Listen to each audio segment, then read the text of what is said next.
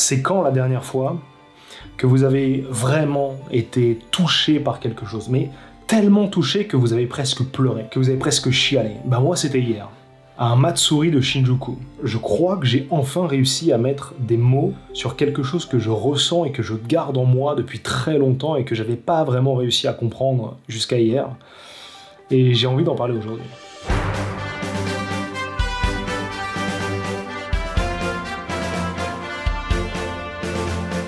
Alors les Matsuri sur la chaîne, on en a déjà parlé, j'ai fait un vlog sur un Matsuri à Asakusa, mais c'était un peu spécial parce que c'était de la musique de Okinawa et chaque préfecture dans le Japon a son style particulier, son histoire, sa culture, mais Okinawa c'est très spécial parce qu'il y a aussi un mélange d'influences américaines. C'est vraiment presque à part Okinawa. En plus j'étais arrivé à la fin donc il n'y avait plus que la musique des enfants, alors c'était très bien, c'était super impressionnant, c'est pas ça que je dis, mais simplement les vrais Matsuri c'est pas ça. En fait les vrais Matsuri c'est des énormes rassemblements, je crois que le plus gros au Japon c'est 300 000 personnes, à Kyoto un truc du genre. Essayez d'imaginer ce que c'est 300 000 personnes.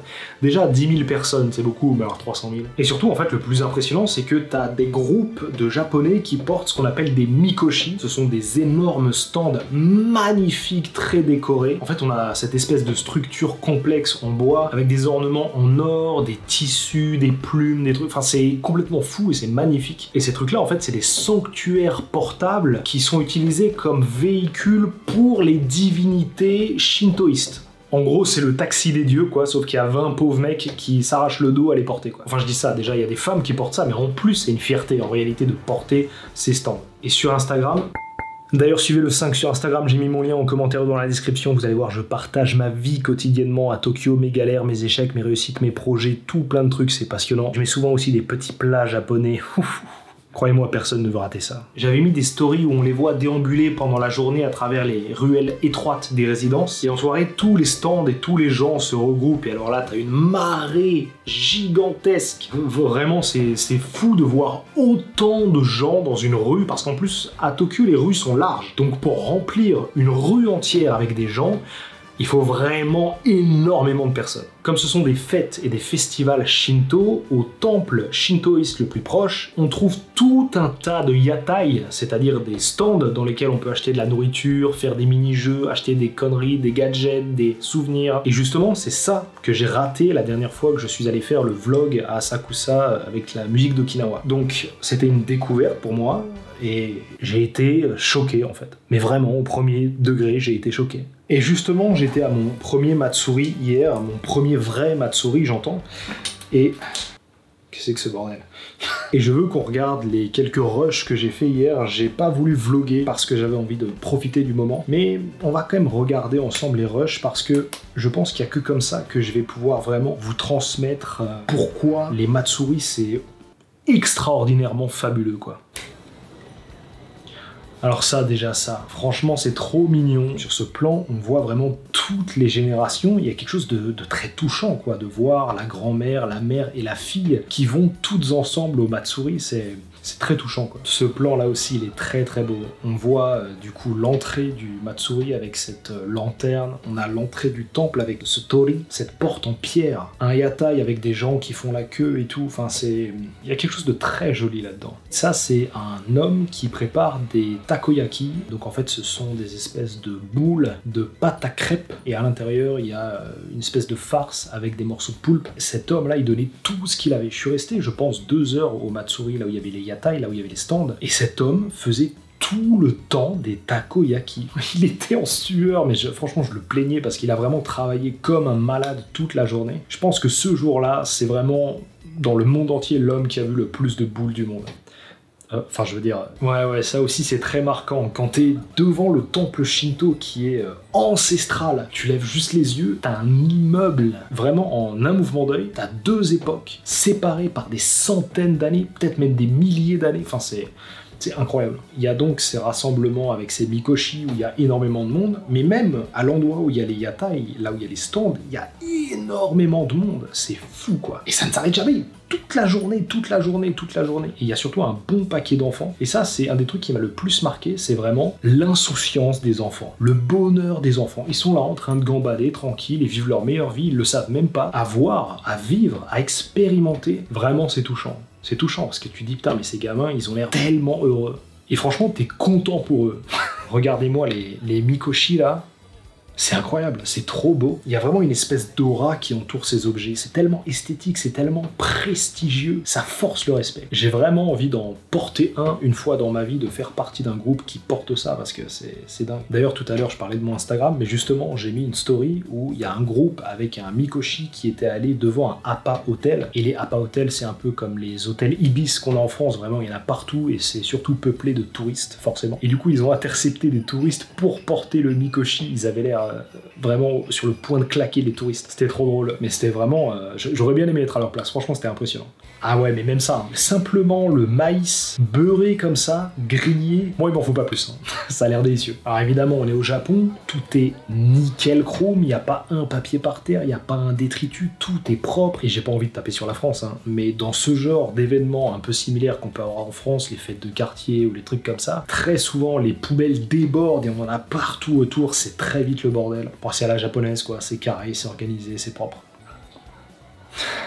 Il y a un truc touchant à voir des personnes du 3e âge qui sont là en train de faire leurs petits plats, à participer à la vie du quartier et tout. Il y a un truc un peu mignon de voir des papis et des mamies participer à ça. En vrai c'est touchant. Mais franchement, regardez le monde quoi. Et pourtant c'est pas turbulent, c'est pas mouvementé, les enfants crient, ils s'amusent et tout, il y a une vraie bonne ambiance. Il n'y a pas du tout de tension, de pression ou quoi que ce soit, c'est assez marquant. Encore un plan comme ça, un petit travelling horizontal où on voit ce petit hameau traditionnel juste devant ces énormes immeubles. On a presque l'impression de voyager dans le temps en une seconde, c'est dingue. Juste 50 mètres derrière le Matsuri, t'as un nouveau petit temple Shinto, parce que t'en as déjà 2 énormes, mais un 3e qui est un tout petit peu plus loin, alors pourquoi pas avoir un 4e un peu plus petit encore à 200 mètres. Enfin, il y en a partout. Et puis c'est magnifique, quoi, il faut le dire, franchement, c'est trop beau, quoi. Vraiment, il y a une atmosphère, il y a une ambiance que tu ne retrouves nulle part. Ah, alors ça... Au moment où le soleil commence à se coucher et que les nuages s'embrasent d'un rouge vif, d'un orangé très flamboyant, je sais pas, j'avais l'impression d'être dans un rêve, et je suis pas le seul candide à avoir ressenti ça, parce que tous les Japonais ont commencé à sortir leur téléphone pour prendre des photos. C'est vraiment le pays du soleil levant et couchant, c'est sublime. Et alors t'as tout un tas de gosses qui pêchent des ballons, qui pêchent des poissons, qui tirent à la carabine à plomb, enfin il y a tout un tas de jeux. C'est trop bien, les gosses ont l'air trop heureux, je l'ai déjà dit, mais ça te rend heureux vraiment de voir autant de gamins heureux, c'est fou. C'est presque une thérapie en fait.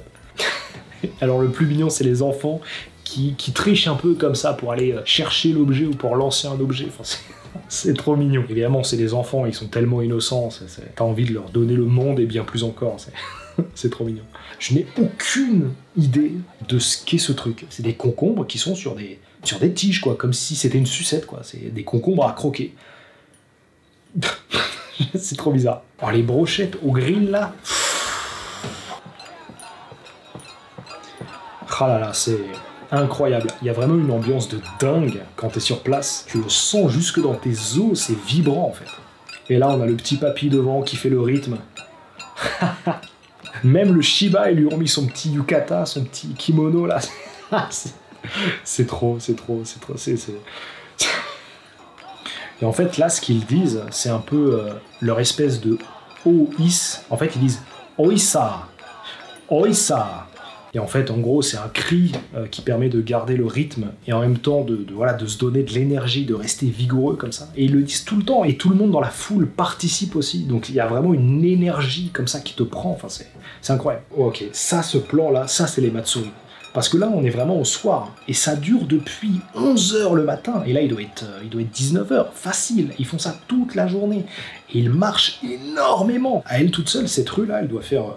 au moins 2 km, quoi. Juste cette rue-là. C'est vraiment tout un parcours, c'est vraiment toute une ambiance, c'est vraiment quelque chose de très spécial, quoi. Et là aussi, on a la police qui aide le tout à rester très organisé, très carré, très structuré. Là, en l'occurrence, ils faisaient la circulation pour laisser le temps aux kimochi de passer et tout. Mais les policiers au Japon, c'est très différent des policiers en France actuellement. C'est vraiment assez prestigieux, ils sont très respectés. On sent que les policiers au Japon sont beaucoup plus intégrés dans la population. Déjà parce qu'il y a des koban, c'est-à-dire des petits commissariats de quartier absolument partout, à tous les coins de rue. Et on voit une vraie fracture avec la France, où en ce moment, c'est vrai que la police souffre d'une assez mauvaise image. C'est très différent. On sent que entre les citoyens et la police, il y a une confiance mutuelle et il y a un respect mutuel. Et en fait, ce Matsuri m'a vraiment marqué. Et pour plusieurs raisons, mais évidemment, plus évidente, on a l'ordre et la propreté. Enfin, je veux dire, ça reste, comme je disais, c'est à la japonaise, quoi. Au-delà de ça, surtout le fait que ça soit quelque chose qui soit très très vieux, une tradition qui soit millénaire, que ça existe encore aujourd'hui. Et encore une fois, de voir toutes ces générations participer, ses grands-parents, ses parents, ses enfants, enfin, c'est tellement émouvant. Quand j'étais au centre des Yatai, des stands là devant les temples Shinto, j'ai eu les larmes aux yeux parce que à vivre, c'était tellement intense. Et c'est là que j'ai percuté que je vivais vraiment au Japon. Là, j'ai pris ce que j'appelle une claque de réalité. Et même humainement, on perçoit un sentiment de communauté. Enfin, c'est assez dingue, quoi. Mais je dois admettre que je suis reparti quand même un peu avec un sentiment un peu amer en bouche, parce que même si mon niveau de japonais me permet de parler avec des japonais assez facilement, ça ne me permet pas encore vraiment de faire des conversations qui soient très limpides, fluides, très profondes, quoi. C'est vraiment un japonais de surface. Et ça m'amène au dernier point de cette vidéo, parce qu'en fait, je me sens très proche de la culture japonaise, la culture traditionnelle, la pop culture, l'histoire, la gastronomie, l'architecture. Tout ça me parle, en fait. C'est vraiment quelque chose que je ressens en moi depuis que je suis petit. Mettre des mots là-dessus, c'est très difficile. Mais en même temps, quand je vis ce genre de choses, alors déjà, il y a encore un petit peu la barrière de la langue, mais je me sens aussi tellement loin. C'est fou parce que j'ai vraiment l'impression d'avoir le cul entre deux chaises, c'est-à-dire je me sens très proche et en même temps très loin de cette culture. Mais en fait c'est ça, j'ai encore beaucoup d'efforts à faire pour vraiment comprendre cette société, pour me sentir intégré. Et encore une fois, je dis pas que je me sens japonais et je veux pas me sentir japonais, je suis pas japonais, c'est pas du tout ce que je suis en train de dire. Mais j'ai envie de participer à cette culture, j'ai envie de profiter de cette culture, j'ai envie de comprendre cette culture, j'ai envie de vivre cette culture. En tout cas, j'espère que cette vidéo sur les Matsuri vous aura passionné autant que moi, parce que vraiment, si vous avez l'occasion un jour d'en faire un, faites-le, parce que c'est génial. Ou même de faire des fêtes traditionnelles de votre village ou des villages voisins, faites-le en vrai, parce que ça serait dommage de perdre toutes ces cultures et ces traditions qui font notre passé, et qui font mécaniquement aussi notre présent, puisque en fait, notre présent est enraciné dans ce passé, évidemment. C'était le 5 pour vous servir, votre fidèle serviteur. Merci d'avoir regardé cette vidéo. Prenez soin de vous, à demain pour un nouveau vlog. Matane.